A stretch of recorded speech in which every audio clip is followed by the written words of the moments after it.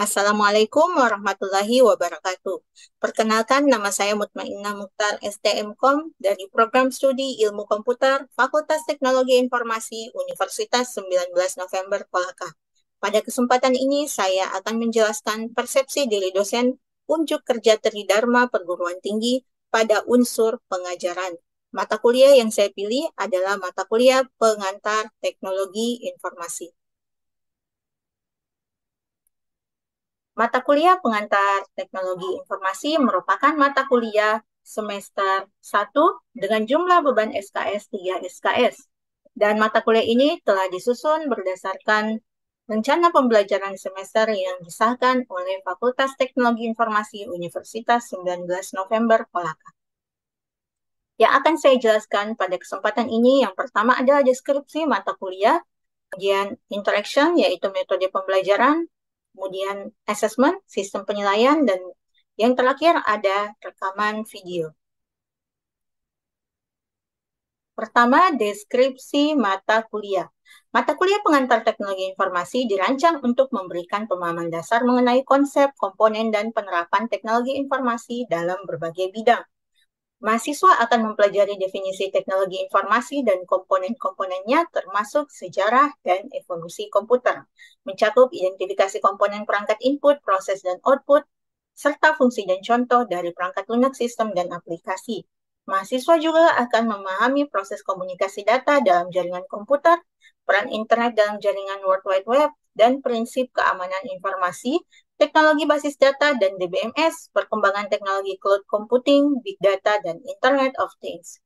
Mahasiswa juga akan mempelajari penerapan teknologi informasi di e-commerce, bidang kemaritiman, pertambangan, dan perkebunan.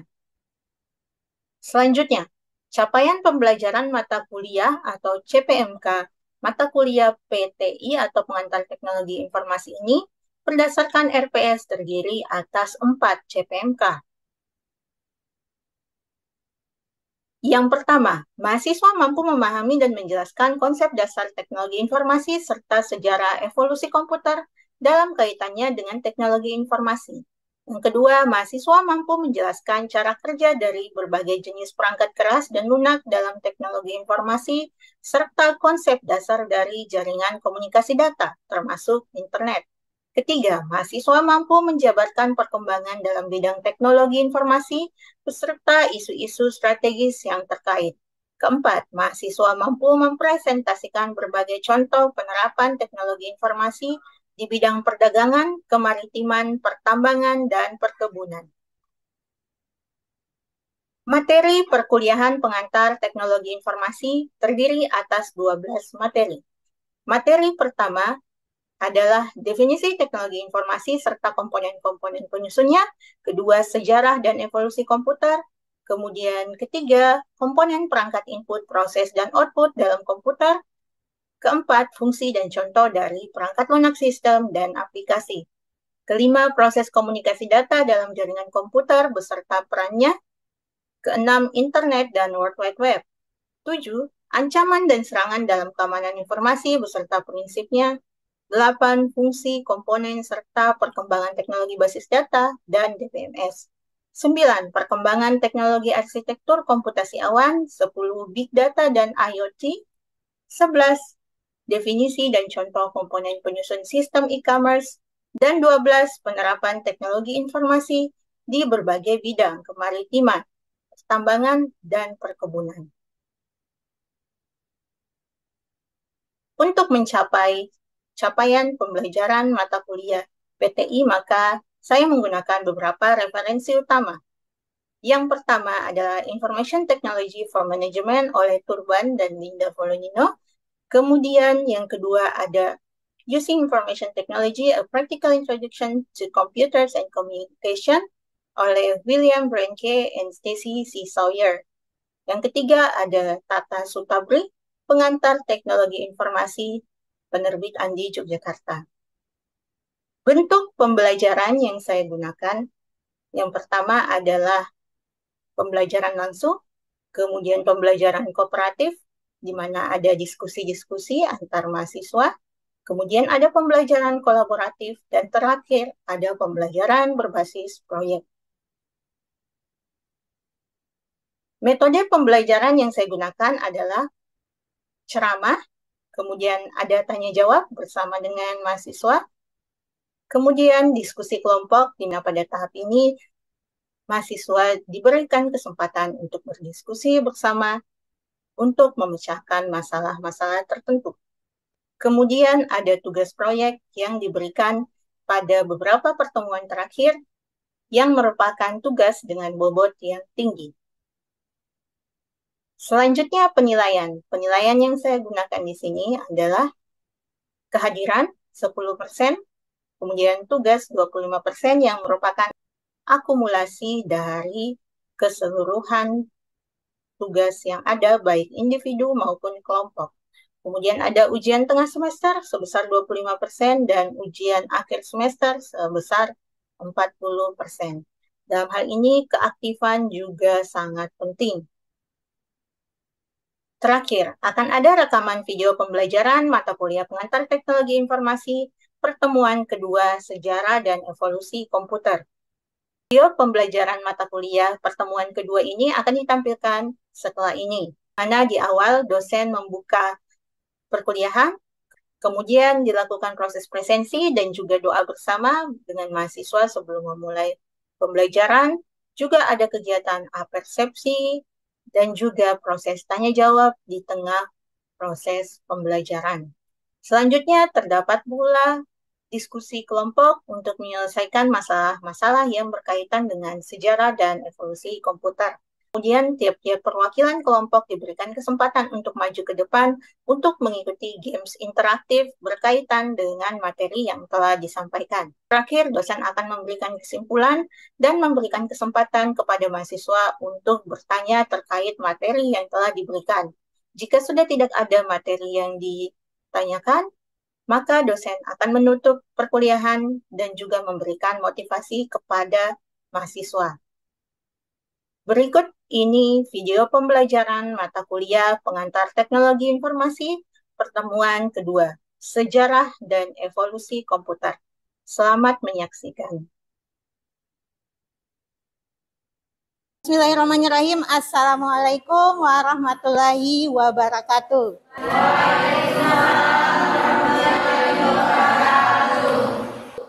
Alhamdulillah pada kesempatan ini kita masih diberikan kesehatan dan juga kekuatan untuk bisa berkumpul di kelas ini dalam mata kuliah pengantar teknologi informasi pertemuan kedua.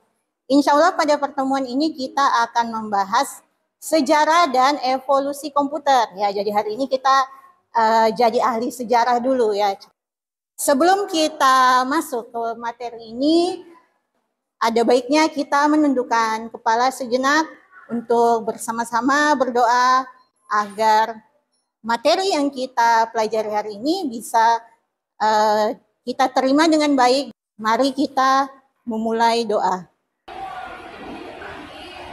Doa selesai. Doa selesai.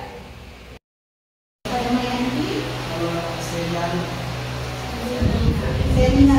Oh, ini Selina ya? Selina kenapa? Sakit atau izin? Sakit tuh. Apa lagi yang tidak hadir? Mana ada di sini? Izin ya. Asnidar tuh. Asnidar. Asnidar, Alpa. Ini tanpa keterangan ya. Iya, Bu. Jadi kalian harus perhatikan absennya, presensinya karena ini masuk dalam poin penilaian. Oke, pertemuan yang lalu kita sudah membahas konsep dasar dari teknologi informasi. Ya, materi ini sudah di-download ya di Google Classroom, di LMS. Sudah ya?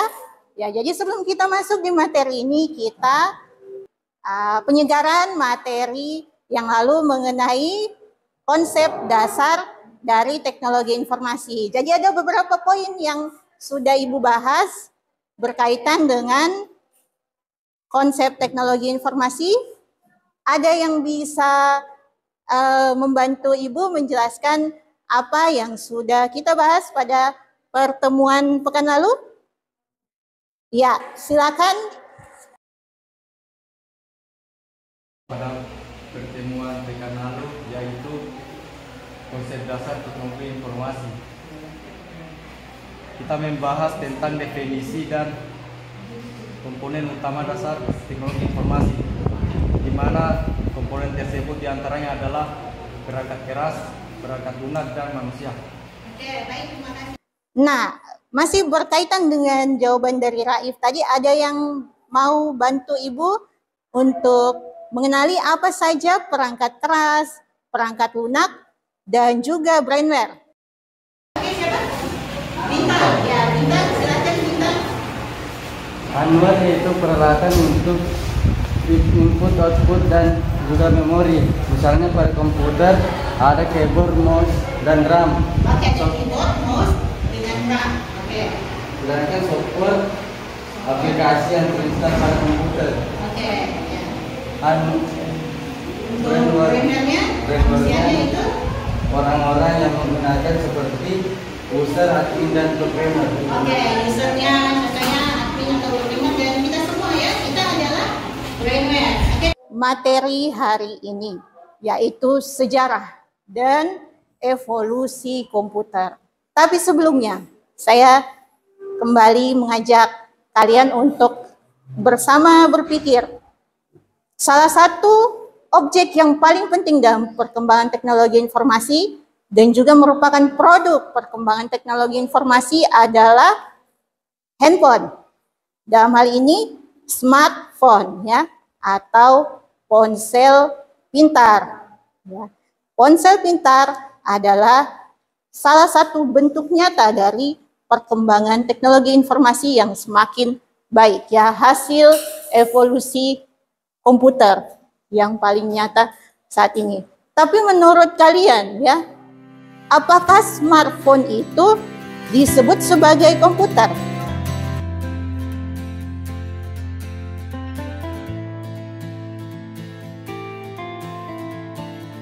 Betul ya, baik, bagus sekali jawabannya dari Novi. Menurut Novi, smartphone itu komputer tapi sifatnya portable ya. Tujuan pembelajaran ini adalah tentunya kalian harus mampu menjelaskan sejarah dan evolusi komputer dari generasi pertama hingga kelima. Kemudian yang kedua, kalian harus bisa menjelaskan ciri-cirinya ya, dari teknologi yang digunakan dalam setiap generasi komputer. Terakhir, contohnya ya. Nah, asal kata komputer awalnya dari mana ya? Komputer itu sebenarnya dahulu merupakan istilah yang digunakan untuk manusia ya. Ya, komputer adalah suatu profesi manusia ya, itu tahun 1600 sekian. Sebelum akhirnya di tahun 1900-an komputer dianggap sebagai mesin. Jadi tahun 1600-an komputer adalah orang yang melakukan analisa matematika. Nah, ini tahun 1646 di NASA. Ada yang tahu NASA? NASA? Ya, NASA adalah Badan Antariksa Amerika. Tahun 1897, komputer dia adalah mesin hitung mekanis. Berarti belum digital ya. Belum digital seperti sekarang. Belum elektronik, belum pakai listrik ya. Masih mekanis. Kemudian berkembang. Nanti tahun 1945 ya, tahun Indonesia merdeka ya. Pada saat itu lagi apa? Perang Dunia Kedua. Sehingga ada muncul istilah komputer yang merujuk pada mesin hitung elektronik digital yang terprogram. Jadi ini sudah ada digitalnya dan sudah ada codingnya ya, meskipun sedikit. Bapak komputer, siapa dia? Nah ini Charles Babbage. Pak Charles Babbage ini menemukan analytical engine. Nah di abad ke-19. Dia menemukan mesin ini masih mekanis ya, bukan digital. Ini ukurannya kayak kereta api ya. Tapi sebelum itu kita ke masa lampau lagi ya. Masa lampau kita lihat ada prasasti di sini ya. Sejarah evolusi komputer 3000 tahun yang lalu.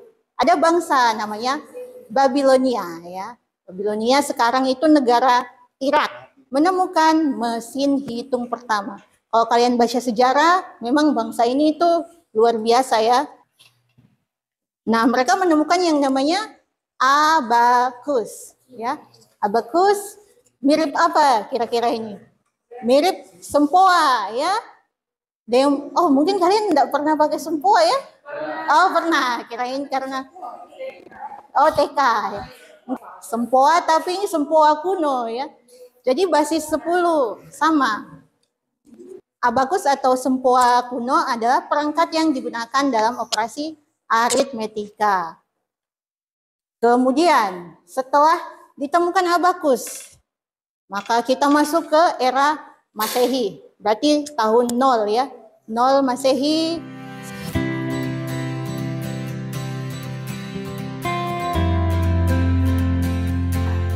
Kemudian awal dari generasi pertama dari komputer ditandai dengan lahirnya komputer yang bernama ENIAC.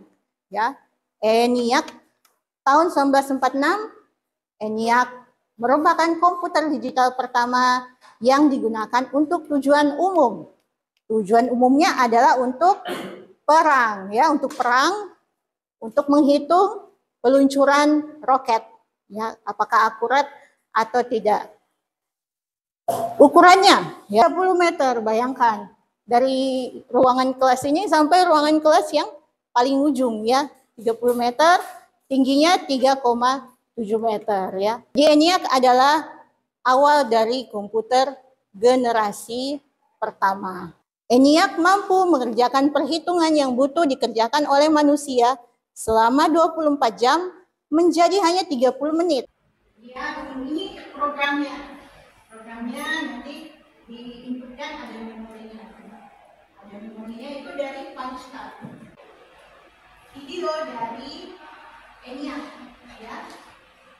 Nah, ini programnya yang tadi sudah ditulis. Bisa lemari ya. Mungkin untuk perkalian ataupun jumlahan ya. Satu lemari programnya. Kita skip.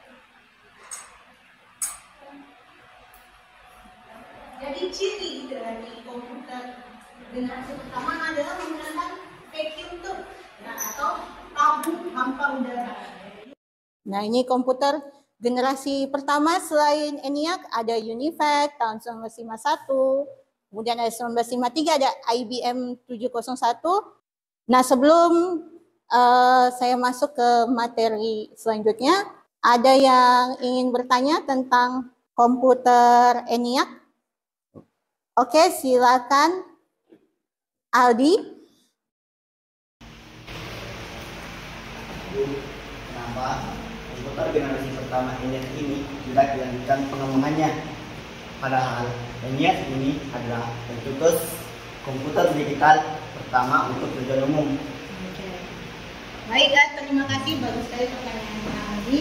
Kenapa ENIAC ini tidak dilanjutkan? Padahal dia komputer pertama untuk tujuan umum, ya, komputer digital pertama. Berarti seharusnya ini kita harus menggunakannya terus, ya, dikembangkan, diperbaiki supaya lebih baik. Tapi ternyata ENIAC tidak dilanjutkan lagi perkembangannya karena pertama ENIAC itu mahal, ya, mahal karena dia menggunakan ruangan yang cukup besar. Kenapa dia pakai ruangan yang cukup besar? Karena dia menggunakan teknologi tadi ya, yang namanya vacuum tube. Itu tadi ukurannya 15 cm, ada yang sampai 30 cm ya. Bayangkan itu ditaruh banyak dan juga dia ini rawan terhadap terbakar. Bisa dipahami Aldi? Oke. Ada lagi yang ingin bertanya? Oke, Ibu lanjut ya.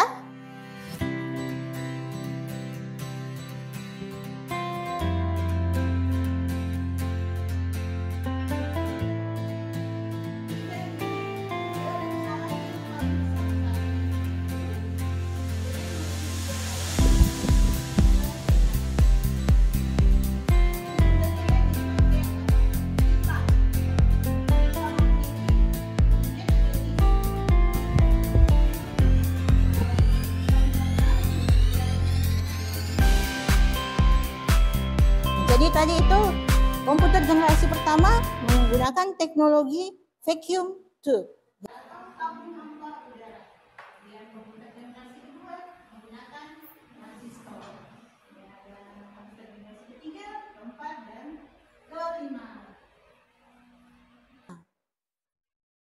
Nah, saya minta sekarang 20 menit ya, kalian berdiskusi secara berkelompok. Mana kelompok 1 yang di belakang ya? Kelompok 2 yang ini, kelompok 3, 4, 5, 6. Oke, silahkan diskusikan sekarang ya, waktunya 20 menit. Silakan bahas ciri dari komputer generasi ketiga, 4, dan 5 beserta contohnya. Setelah itu kita ada games ya. Jadi silakan diskusikan baik-baik.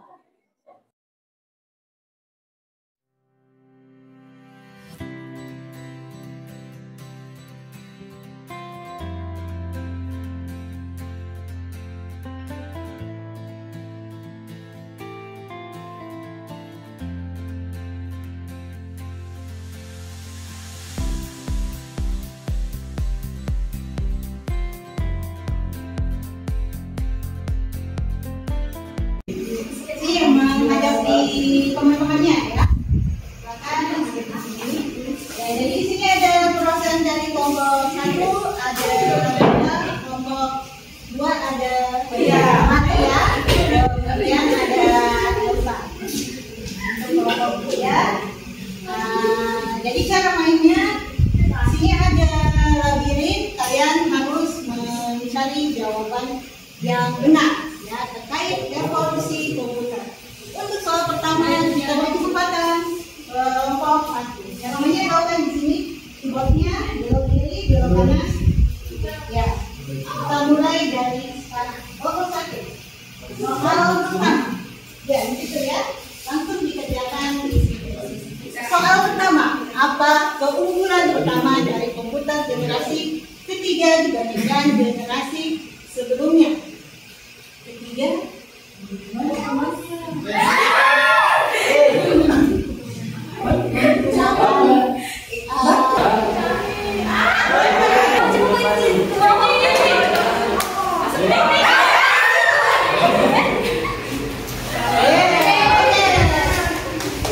Betul ya? Oke, silakan kelompok kedua. Maria, oke, silakan. Soal yang kedua, teknologi apa yang menjadi ciri utama komputer generasi kelima? Ya, apa kira-kira?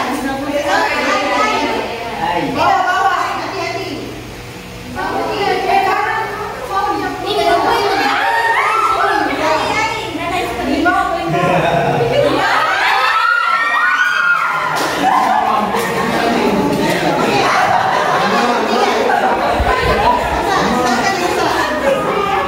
Manakah dari berikut ini yang merupakan contoh komputer generasi pertama? Nah, ini paling gampang nih. Apa kira-kira komputer generasi pertama? Awas, hati-hati ada radionya ya. Oke,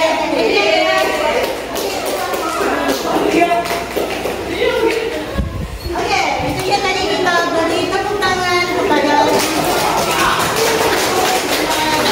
tiga. Kalian kelompok 4, 5, dan 6.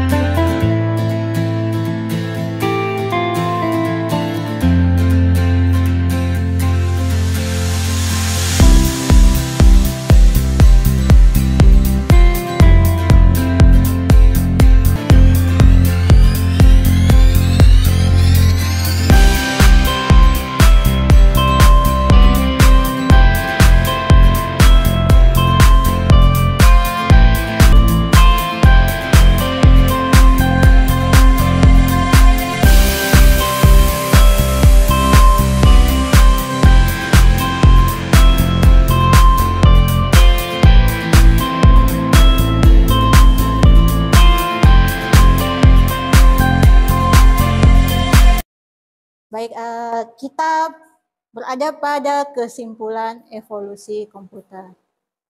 Kesimpulan pertama, generasi pertama komputer itu dibuat dengan menggunakan teknologi vacuum tubes. Contohnya adalah ENIAC. Kemudian generasi kedua dibuat dengan teknologi transistor dan contohnya adalah IBM 1401. Kemudian generasi keempat sekarang ya, tahun 1970 hingga sekarang sudah pakai teknologi mikroprosesor. Dan muncul perangkat mobile ya, smartphone sudah muncul, PC, laptop, tablet dan lain sebagainya. Nah, terakhir mulai sekarang dan mungkin di masa depan ya, teknologi komputer AI, komputer kuantum dan lain sebagainya. Contohnya adalah Google DeepMind. Ya, seperti itu. Sebelum saya tutup, apakah ada yang ingin ditanyakan? Saya, Bu. Ya. Baik, Bu, apa saja yang kita lakukan sebagai mahasiswa untuk mempersiapkan diri dalam perkembangan teknologi informasi yang semakin cepat? Jujur, Bu, kami takut nanti pekerjaan kami digantikan oleh generasi kelima. Baik, Yaudah, terima kasih. Bagus sekali pertanyaannya ya. Ya, bisa tidak ya. Sebenarnya kembali pada kita. Pertama, apa yang harus kita lakukan? Sebagai mahasiswa ya, kalian harus bisa mengasah kemampuan atau skill lain di bidang yang belum bisa dijamah oleh AI. Ya, misalnya AI belum, kreativitasnya belum setinggi kreativitas manusia. Kalian harus bisa kreativitas, dan komunikasi personal maupun interpersonal. Kalian harus bisa meningkatkan kemampuan komunikasi. Kemudian kalian juga harus bisa meningkatkan kemampuan sosial, sosialisasi, membangun relasi. Itu mungkin AI belum bisa. Artinya apa komputer belum bisa. Kemudian kalian harus bisa juga meningkatkan skill kepemimpinan. Dan tentunya kalian sebagai mahasiswa harus sering-sering ikut pelatihan, workshop, seminar, dan lain sebagainya. Saya kira itu. Ada lagi yang ingin bertanya? Oke, sudah tidak ada ya. Pekan depan insya Allah kita akan membahas teknologi perangkat input, proses, dan output. Dan akan ada kuis di awal. Ya, jadi harap dipelajari materinya di Google Classroom, di LMS-nya akan saya upload, ya. Seperti itu, saya tutup perkuliahan kita hari ini dengan ucapan Alhamdulillah.